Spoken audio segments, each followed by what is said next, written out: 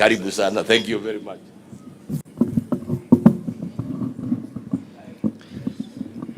Familia ya rafiki yangu Mwangi King'ori, pande wa kanisa, wachungaji, Your Excellency the Deputy President of the Republic of Kenya, the Honorable Gachagua, Your Excellency the Second Lady, kama vile tumefunzwa na mwalimu Pastor Dr. Reverend. Si mwalimu ulimwakia hiyo mtihani. Najua hii Your Excellency the Second Lady, kwa nini unasikia watu wakilemewa na hiyo maneno? Watu hawataki kujipata na ile shida ilipata mtu mmoja alikuwa anaitwa Matere Keliri. Na watu wa Nyeri mnaelewa hiyo shida.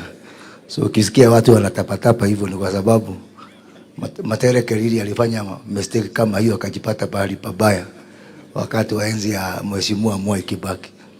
Na gavana wa Nyeri Mheshimiwa Mwalimu Kahiga, Senator Mheshimiwa Wandeto na wabunge wote, Bwana DIG, Bwana Kanja na waombolezaji wote, God is good and all the time. Nimekuja pia kuleta rambirambi zangu na familia yangu, kwa sababu huyu King'ori hakuwa tu rafiki yangu, alikuwa pia rafiki ya familia yangu. I come from a family where I have quite a number of siblings who are in the police service. And so King'ori has been part of our family. It was very interesting because mtu kama mimi ambao niko na siblings kwa polisi, lakini wakati wa ile serikali nyingine I also had the record ya yule mtu alishikwa na polisi mara mingi. So I am also part of that police family in different ways. Kwa hivyo tuko hapa sababu jamaa alikuwa mngwana sana. King'ori was a very passionate man, a very, very, very committed man. And you know, in the year 2002, wakati tulikuwa tunafanya campaign, mimi nilikuwa naunga mkono Mwai Kibaki. And this man took a risk despite being in the police service. Tulikuwa na yeye kwa secretariat ya Mheshimiwa Mwai Kibaki. Tukaenda kwa hiyo uchaguzi na tukashinda. Tukashinda akina Deputy President hapa na ile timu ya KANU ambayo ilikuweko. Tukawanyorosha vizuri sana. Na Mwangi King'ori hata wakati wa 2007 pia tukafanya kazi na yeye kwa kampeni ya Mwai Kibaki. Mwaka 2010 vile Bwana Kanja amesema tukue kule Naivasha kuunda katiba mpya.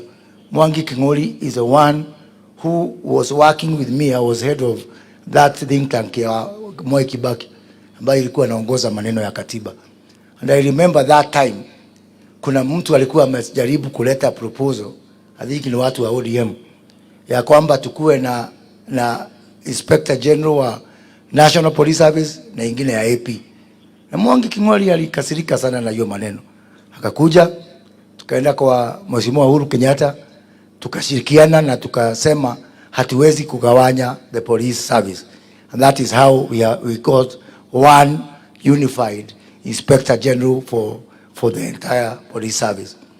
Mwangi King'ori, unajua, as I said, ni Nairobi wakati wa maombolezi. Kila wakati kama kuna jambo anaona ilikuwa inaenda mbaya, he was speaking his mind all the time. Na I was that unfortunate man. Wakati wa Kibaki ananipigia simu, ananiambia hii serikali yenu. Wakati wa Uhuru ananipigia simu, hii serikali yenu. Na hata hii serikali iko bado alikuwa ananipigia simu kuniambia hiyo serikali yenu. Sijui kwa nani alikuwa amemwambia King'ori serikali ni Moses Kuria. Kwa sababu hiyo miaka yote mambo kama anaona haiendi mzuri, simu ya kwanza kupiga ilikuwa ni yangu. Kwa hiyo yangu ni kuomba Mungu amweke pahali pema huko peponi na tutapatana tena. Mimi najua Mwangi ako pahali pema. Pia niseme sababu DIG uko hapa. Tumesema na nashukuru Mheshimiwa Makamu wa Rais, sababu hata juzi tulifanya mkutano facilitated by his office for the Independent Commission. Hiyo National Police Service Commission ambao Mwangi King'ori aliweka kwa katiba. It is now a constitutional reality. The office of the Inspector General is a constitutional reality. The office of the Independent Police Oversight Authority is a constitutional reality. It is not whether you like it or you don't like it. We are stuck together. And what I said, I did say this to the IG, na nikasemambia Bwana Kenodia wa National Police Service, hata kama kuna shida, ningeliomba hiyo matatizo tutafute boma fulani, tusionyeshe hadharani. Kwa sababu hata wahalifu na terrorist na criminals wanaona hiyo maneno. Na wakiona nyinyi kama hamfanyi kazi pamoja, unajua wanasema wale wako busy wakilimana, ni wakati wetu kwenda kufanya mambo mengine. Pia niseme wakati wa uchaguzi ulisha. Na mimi najua hapa sababu najua wale watu wako hapa. Tafadhali watu wapone. Wengine hapa wajapona. Mimi nikisimama hapa kwa hii mazishi nataka kuambia uchaguzi ulisha, watu wapone. Unajua mimi napenda kupenda mambo, mimi nafikiria mimi ni little version ya Truthful Man hapo. Kwa sababu watu wengine wanachukua ile hasira na chuki na nini na kutokubali kwamba mambo ilienda vile yalienda. Sisi kama serikali hatuna ubaya na mtu. Mimi nataka kusema ulikuwa upande gani ama upande gani, ni wakati sasa wa kukuja pamoja na kujenga taifa letu. Tafadhali usimkamwangalie deputy president ama president ama sisi kama mawaziri ama hawa bunge ukaona kama huo ni adui. Sisi hatuna ubaya na mtu, tunakaribisha. In fact nimesikia ndugu yangu Uhuru Kenyatta ako hapa, nilikuwa na drive on the wrong side. Nikuja hapa nimwambie my friend, uchaguzi ulisha, tukae pamoja, tusonge mbele, tujenge Kenya yetu. Na ni kwa hiyo spirit pia ambao mimi naunga mkono hii maneno ya rafiki yangu Raila Odinga apewe kazi huko. Kwa sababu akipata hiyo kazi, Kenya imepata kazi. Ama Raila ni Mtanzania ama Muganda, si hata yeye ni Mkenya. Apate hiyo kazi ndio hata tukienda huko tulinge na yeye. Tuseme unajua sisi ndio chairman ya Afrika mzima. Sababu akipata kazi, Kenya yote imepata kazi. Na wacha niwaambie, kwa zile harakati ambazo rais na makamu wa rais na serikali yetu imefanya, uchumi wetu umeanza kufufuka. Juzi umeona shilingi kwa wiki moja hii tu tumemaliza maneno ya kulipa Eurobond. Shilingi yetu imegain 20 shillings against the dollar. Na mambo bado.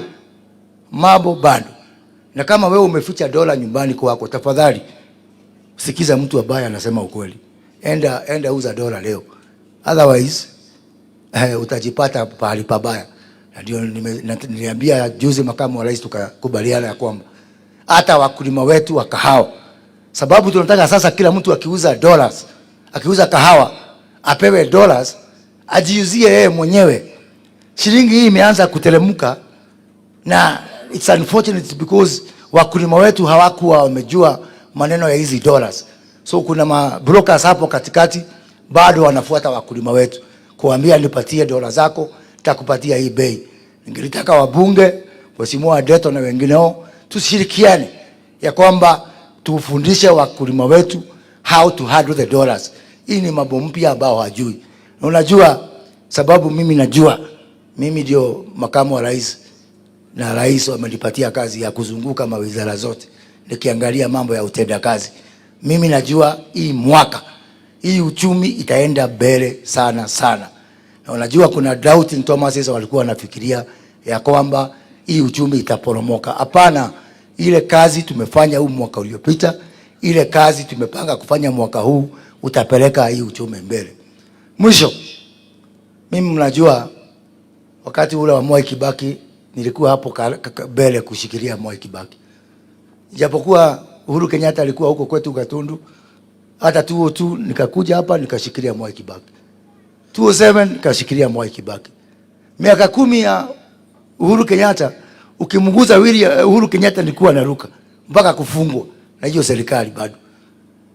Mimi nikasimama na William Ruto. Mimi jitiketie mundu ule kuda na giatu mai muthanya wake wakinya no ageka atia no agakudio Na ndio mimi nakwambia makamu wa rais, mimi nitakuwa mstari ya mbele kuunga mkono na kuhakikisha kwamba sisi zote katika hii eneo tumesimama juu yako, sababu tukisimama juu yako tutaheshimiwa kama region. Na sio jambo mpya, tumeona wengine, naona mheshimiwa Musalia, mheshimiwa Wetangula wanafanya kazi pamoja, watu wao wanasaidika, wanasonga mbele. So hiyo maneno ya kahawa, maneno ya majani chai, na hata hiyo vita dhidi ya pombe haramu, mwaka uliopita ulinituma huko Naivasha kukutana na kamati ya finance, tukaweka marekebisho ingine na kuna ingine ambao hatukuweka kwa sababu ya time. Mwaka huu tuko na wakati, na hiyo kazi pahali uliniambia nifikishe, nitaenda nikae chini na wabunge tukienda siku ya Jumatatu huko Naivasha, tukubaliane recommendations zingine 2-3 ambazo mimi niko na hakika ya kwamba zitapeleka Kenya yetu mbele na zitamaliza hiyo shida ya pombe haramu once and for all. Unajua juzi mliniamulisha tufanye recruitment ya NYS. Bwana Kanja, unajua sasa vile rais alisema 80% ya polisi watatoka hapo, 80% ya jeshi hapo, 80% ya KWS hapo, 80% ya Kenya Forestry Service hapo. Na nikatoa ratiba, nikasema hii NYS itafanywa hadharani mchana. Tumemaliza hiyo exercise, nitakuja kwako nikupatie vile imeenda, lakini sababu vile mliniunga mkono mkaniambia inyorosho, nikipata kuna kashida hata kidogo, sitakuwa na budi kusema irudiwe. Hata ikirudiwa mara 10 mpaka ifanywe straight, because mimi sitaki kutolala usiku, because my conscience is disturbing me, ya kwamba tu mmenituunga mkono mkasema polisi watoke hapo, mkatoka jeshi toke hapo, na wale wakijaribu kucheza na hiyo exercise hata nyinyi mnanijua. Kwa hiyo machache, it is now my singular honor to invite the Deputy President of the Republic of Kenya, His Excellency Honorable Gachagua, to give his condolences. Asante.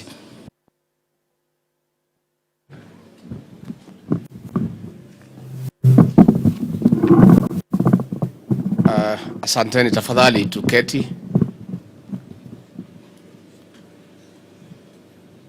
Our ministers of our church PCA, watoto ya mwenda zake, ofisa wetu King'ori Mwangi and the family, governor wetu Maribu Kahiga, the senator, the member of parliament for this area Bwana Wandeto, CS wetu Moses Kuria, PS wetu, na wale wote ambao wamefika hapa kumsindikisha huyu rafiki na ndugu wetu. God is good and all the time. Nisalimieni kwa haya. Bwana Yesu asifiwe. Bwana Yesu asifiwe tena.